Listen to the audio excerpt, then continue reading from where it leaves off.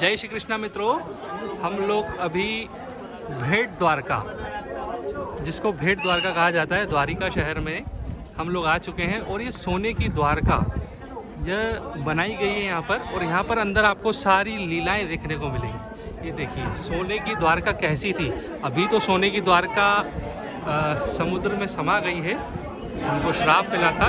तो अभी हम यहाँ पर हाथ से बनाई हुई सोने की द्वारका देखेंगे। तो सोने की द्वारका देखने के लिए यहाँ पर सबसे पहले आपको 40 रुपये का टिकट लेना पड़ता है, और 40 रुपये का टिकट देखने के बाद यहाँ पर एंट्री होती है, और अंदर आपको सारी लीलाएं देखने को मिलेंगी। सारी लीलाएं हम लाइन से देखेंगे। मतलब 40 रुपये टिकट यहीं का है ना? रुको, फिर एक आदमी हमारा और बात है। हाँ जी, सबसे पहले हम लोग इधर, सबसे पहले द्वारकाधीश की हम लोग यहाँ पर दर्शन कर लेते हैं। तो यहाँ पर वर्षा जी हमको सारी यहाँ की लीलाएं आज बताने वाली है। यहाँ पर आप सभी लोग द्वारकाधीश भगवान की दर्शन कर लीजिए। उसके बाद हम आगे यहाँ की सारी लीलाएं बताएंगे। हाल की जय हो। ये कौन है वर्षा जी? ये विश्वकर्मा जी हैं।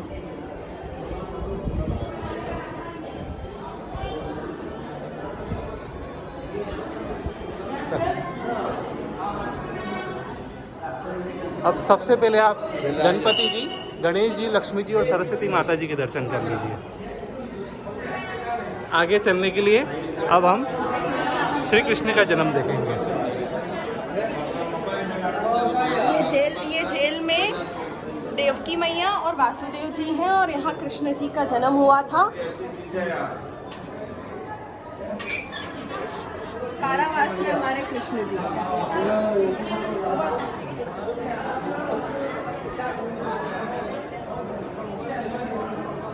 ये स्वयं शेषनाग जी कृष्ण की रक्षा करते हुए, जल में वासुदेव जी की रक्षा करते हुए उन्हें गोकुल पहुंचाने में।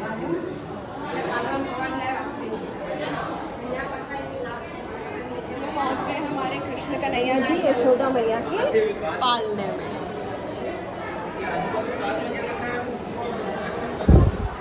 और यहाँ कृष्ण को स्तनपान कराती हुई पूतना, जिसके कारण पूतना को मोक्ष प्राप्त हुआ। कृष्ण की हर लीला में कुछ न किसी का भला ही होता है। ये हमारे कृष्ण जी और बलराम दाऊ गोचारण करते हुए। ये हमारे नटखट नंदान माखन चोरी करते हुए, जिसके कारण इन्हें माखन चोर के नाम से बुलाया जाता है। बोलिए कृष्ण कन्हैया माखन चोर की जय। ये हैं लक्ष्मण जी और बलदाव जी, जो स्वयं शेषनाग के अवतार हैं। ये कालिया का दहन करते हुए कृष्ण कन्हैया कालिया नाग के सिर पर नृत्य करते हुए समुद्र से बाहर आए थे। ये कंस मामा का वध करते हुए हमारे कृष्ण कन्हैया। धेनुकासुर का वध।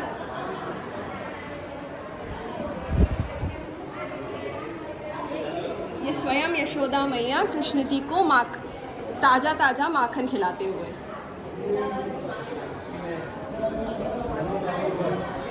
बकासुर वध।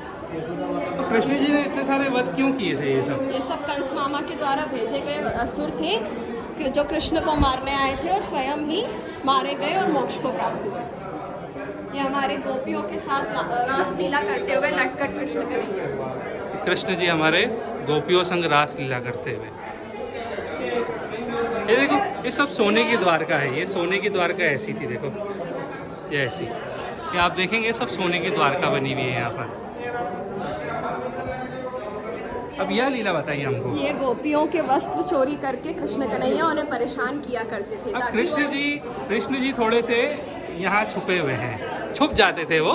ये अभी यहाँ दिख रहे हैं हमको, और ये सारे पेड़ों पर हमको कपड़े दिख रहे हैं, और सारी गोपियाँ हैं यहाँ पर। इनके वस्त्र चोरी करके वो पेड़ पे ऊपर लटका देते थे और उन्हें परेशान किया करते थे। यह भी लीला का एक पार्ट रहा है।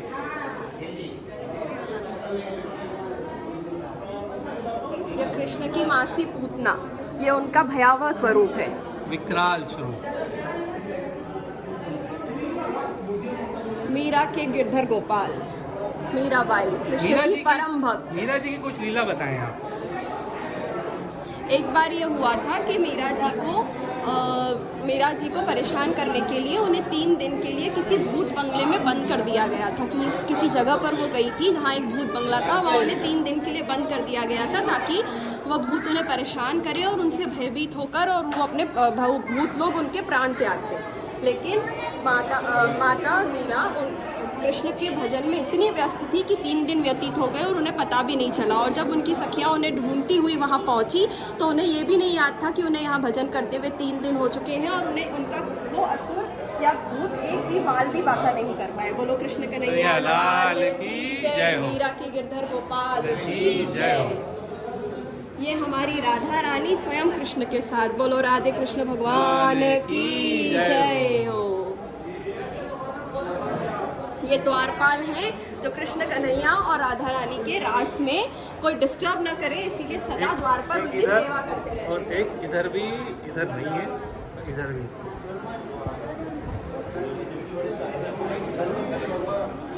ये है सांदीपनी जी जिन्होंने स्वयं श्री कृष्ण को शिक्षा दी थी। कौन से शहर में दी थी?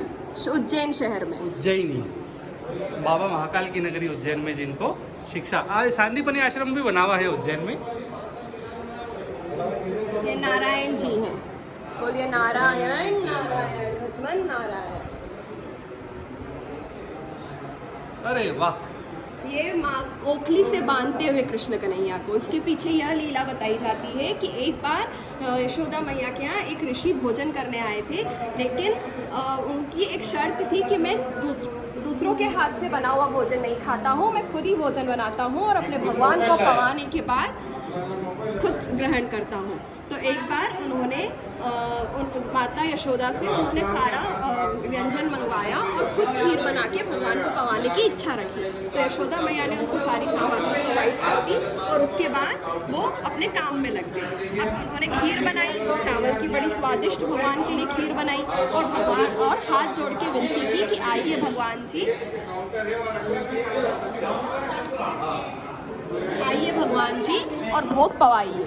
लेकिन अब भगवान तो स्वयं कृष्ण कन्हैया थे तो वो आए और उन्होंने सारी खीर पा ली। लेकिन अब वो ऋषि मुनि नाराज़ हो गए और यशोदा मैया को बुलाया कि ये तेरा लाला मुझे भोग नहीं लगाने दे रहा और मेरी खीर आके खा जा रहा है। तो यशोदा मैया ने कृष्ण को डांट लगाई और कहा कि और उन्हें एक कमरे में बंद कर दिया। लेकिन अब वो फिर उन्होंने खीर बनाई, फिर से उन्होंने भोग लगाया, फिर कृष्ण कन्हैया उस रूम का गेट खोल के आ गए और भोग पाने लगे। फिर यशोदा मैया को बुलाया गया। अब तो यशोदा मैया को बहुत गुस्सा आ गया कि बार बार ऋषि मुनि की खीर तुम खा जा रहे हो। तो उन्होंने उन्हें ओखली से बांध दिया कि अब तुम आके खीर नहीं खा पाओगे। अब वो इतना नन्हा सा बालक और इतनी बड़ी ओखली में बांधा गया। फिर उन्होंने खीर बनाई, फिर भोग लगाया। अब फिर कृष्ण भगवान ओखली समेत ही उस खीर को खाने आ गए। तब उन ऋषि को रियलाइज़ हुआ कि ये तो परम स्वरूप परमात्मा का ही रूप है। और तब जाके उन ऋषि मुनि को मोक्ष प्राप्त हुआ।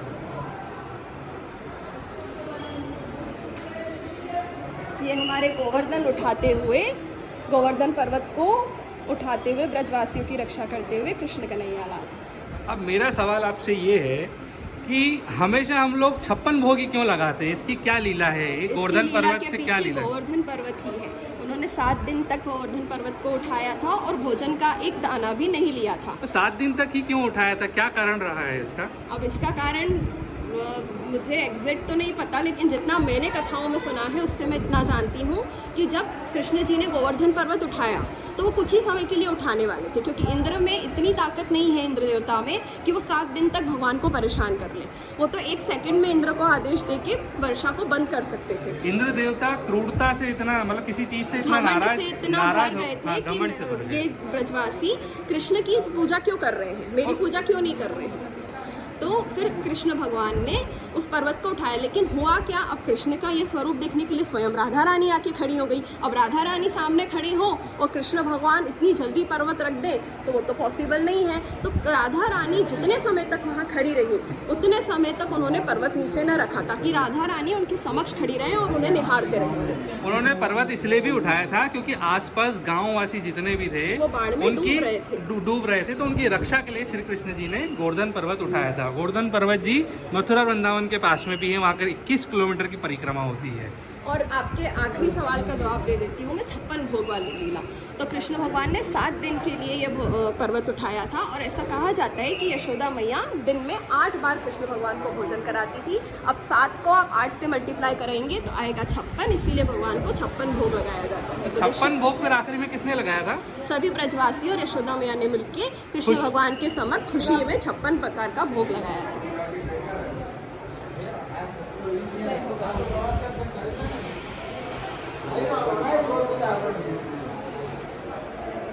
प्रभु शंकराचार्य की जय हो।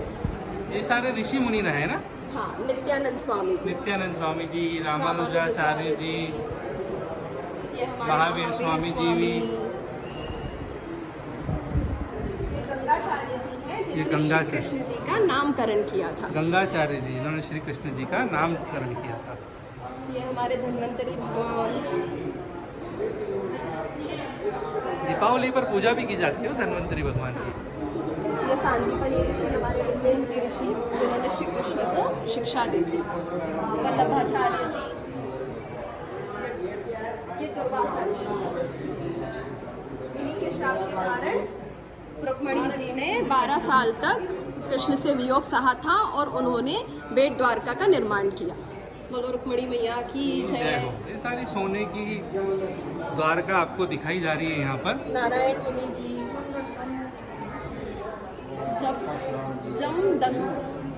जमदाग्नि ऋषि जी, आत्रि ऋषि, अत्रि ऋषि जी, श्री भारद्वाज ऋषि जी। कृष्ण जी की सारी लीलाओं में इन सारे ऋषियों का कहीं ना कहीं हाथ रहा है।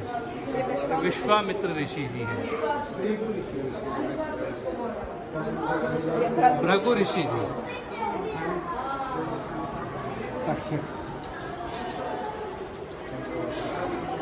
गौतम ऋषि जी, संत तुकाराम जी, भक्ति करते हुए संत तुकाराम जी, कश्यप ऋषि जी। कश्यप ऋषि जी के बारे में कुछ? शिव पुराण, ये सारे पुराण जो भी आए जाते हैं, श्रीमद् भागवत पुराण, शिव पुराण, नरसिंह पुराण, काफी सारे पुराण इन्होंने लिखे हैं। बोले कश्यप ऋषि की जय हो। ये ऋषि वशिष्ठ, परम भक्त, ये कृष्ण जी के सबसे परम भक्त रहे वशिष्ठ ऋषि जी।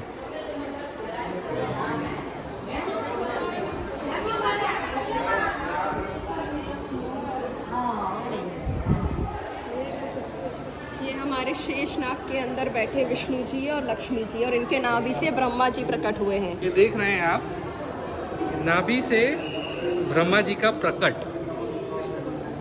इतनी प्यारी लीला है यहाँ पर।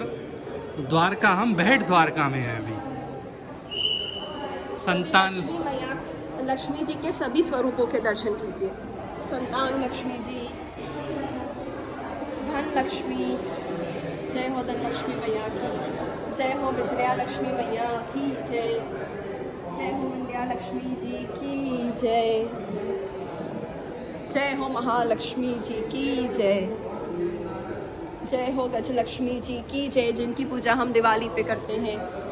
यह है धैर्य लक्ष्मी मैया। धैर्य लक्ष्मी सभी को पेशेंस प्रोवाइड करिए, जो आज के समय में बहुत कम है। जय हो अष्टलक्ष्मी जी की जय। जय हो धन्य लक्ष्मी जी की जय। तो यहाँ पर हम अंत में हम राधा कृष्ण को प्रणाम करते हुए इस ब्लॉग को पूरा करते हैं। बोलिए राधा कृष्ण सरकार की जय। जय हो। जय श्री कृष्णा। भेट द्वारिका की जय हो।